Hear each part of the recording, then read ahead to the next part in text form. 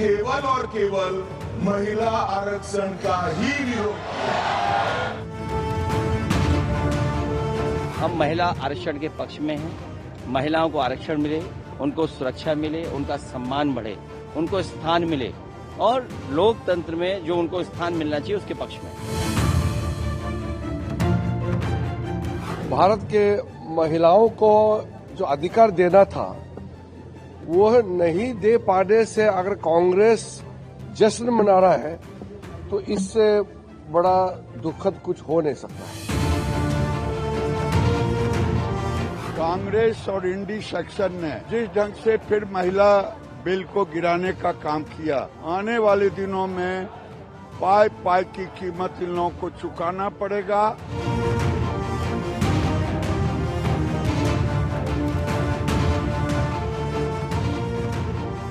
कुछ समझे क्या बाबू मोशाय?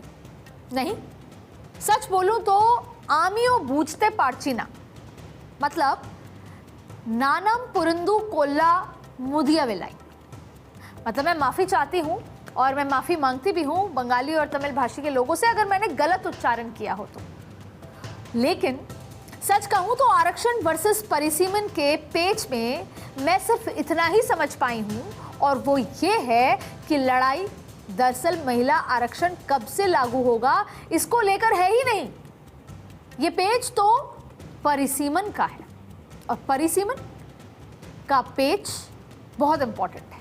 और ये पेज क्यों है इसे समझते हैं और किसे क्या खोने का डर है परिसीमन से, कौन क्या हासिल करेगा। आज हम पॉलिटिकल कॉरिडोर में बस इसी पर बात करेंगे कि आखिर पेज है क्या। पर चूंकि परिसीमन की ये सियासी लड़ाई महिला आरक्षण के शैडो में लड़ी जा रही है तो थोड़ी बात इसकी करना भी जरूरी हो जाता है, इसलिए उसकी भी करें। दरअसल दशकों पहले देश की आधी आबादी ने एक सपना संजोया था। वो सपना था पूरी भागीदारी का, वो सपना था बड़ी जिम्मेदारी का, वो सपना था फैसले लेने का, वो सपना था देश को आगे बढ़ाने में साथ निभाने का। लेकिन वो सपना परवान चढ़ने से पहले ही सियासत के दाव पेच में उलझकर रह गया और इस दाव पेच ने उस सपने को पूरा होने का इंतजार बढ़ा दिया। अगर आज ये संशोधन बिल पास हो जाते तो महिला आरक्षण का इंतजार खत्म हो जाता और संसद में 33% महिलाओं की जो भागीदारी का ये सपना 2029 में पूरा हो जाता। यानी 2029 के जब लोकसभा के चुनाव होते या उसके बाद जब विधानसभा के चुनाव होते तो महिलाओं की 33% आरक्षण उनको मिलता, भागीदारी होती। लेकिन ये हो नहीं सका और सच कहूं तो सरकार को भी इसका अंदेशा था। तभी तो अपने संबोधन में प्रधानमंत्री नरेंद्र मोदी ने ये कहकर विपक्ष को संदेश देने की कोशिश की कि अगर ये बिल पास नहीं होगा तो उन्हें इसका राजनीतिक फायदा मिल सकता है, यहां तक कहा। फिर बिल पर लोकसभा में वोटिंग से पहले भी उन्होंने पोस्ट किया, एक चिट्ठी लिखी, भावनात्मक चिट्ठी, सभी राजनीतिक दलों के लोगों को एक संवेदनशीलता के साथ फैसले लेने की अपील की, क्योंकि प्रधानमंत्री मोदी ये जानते थे कि उनके पास नंबर नहीं है। और फिर बिल पर वोटिंग में ये साफ भी हो गया।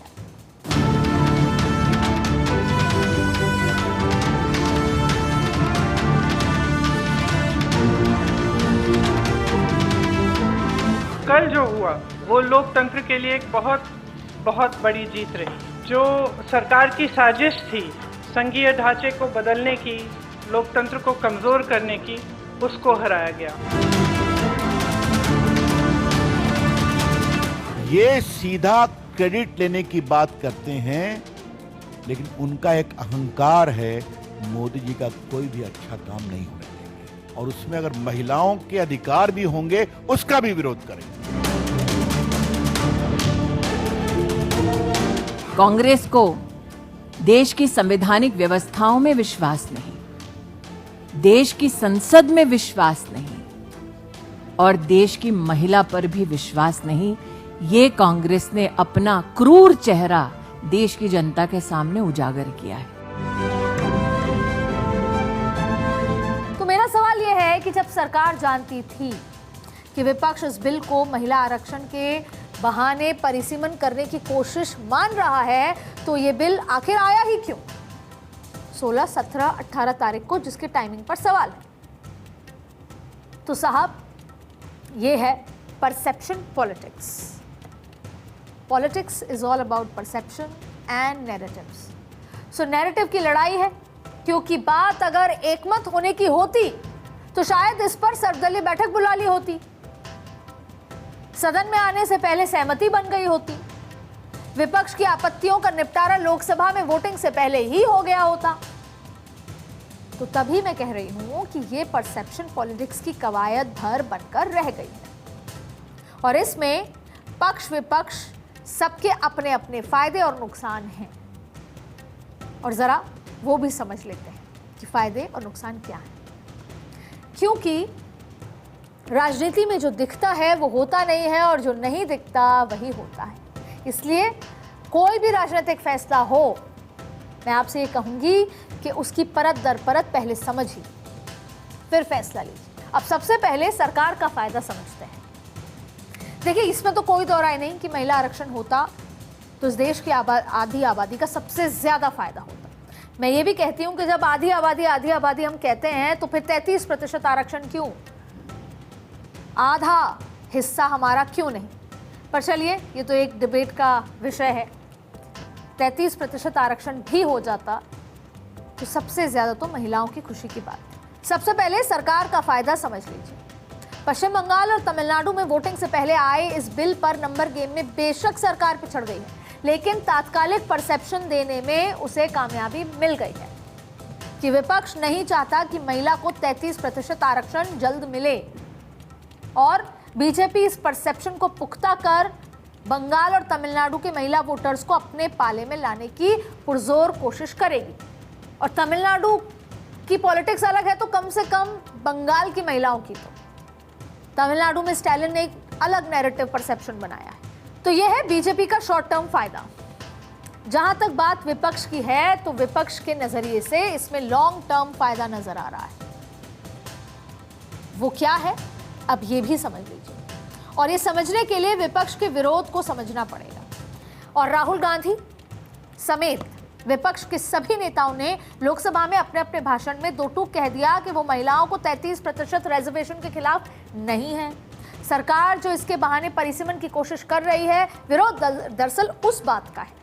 विपक्ष का दावा है कि परिसीमन को सरकार एक हथियार की तरह इस्तेमाल कर रही है, और एक ऐसा हथियार जिसकी मदद से बीजेपी देश के उन हिस्सों में अपने वोटर्स बढ़ाने की कोशिश करेगी जहां विपक्ष का वोट बैंक मजबूत है, और इसके लिए परिसीमन कर जनसंख्या का कॉकटेल बनेगा और विपक्ष के वोटर्स को वहां अल्पसंख्यक बना दिया जाए।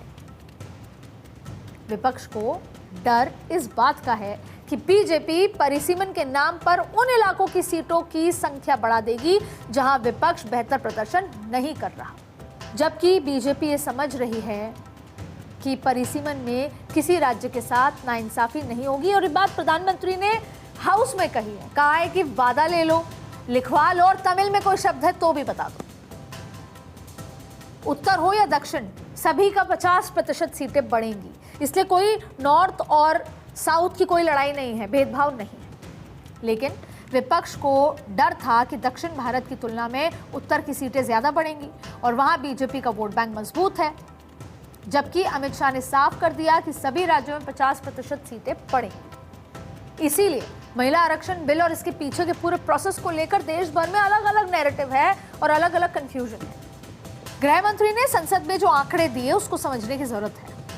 उसके मुताबिक कर्नाटक में 28 सांसद हैं, 28 लोकसभा सीटें हैं, वो 50% जब बढ़ेंगी तो 42 सीटें हो जाएंगी, जिससे लोकसभा में उनका जो योगदान था वो पहले था 5.15, वो घटकर हो जाएगा 5.14, इतना % हो जाएगा। लेकिन आंध्रा में 13 सीटें बढ़ते हुए योगदान 0.05% बढ़ जाएगा। तेलंगाना में 17 सीटें हैं, 50% बढ़ेंगी तो 26 सीटें हो जाएंगी। तमिलनाडु में 39 सीट्स हैं, वो बढ़कर 59 सीट हो जाएंगी ना। केरलम में भी 20 से बढ़कर 30 सीटें हो जाएंगी। इसका कुल जोड़ ये है कि जिस दक्षिण भारत में 129 सांसद आते थे, वहां से 50% बढ़ने के बाद 195 सांसद चुनकर आएंगे। अनुपात परसेंटेज वही है।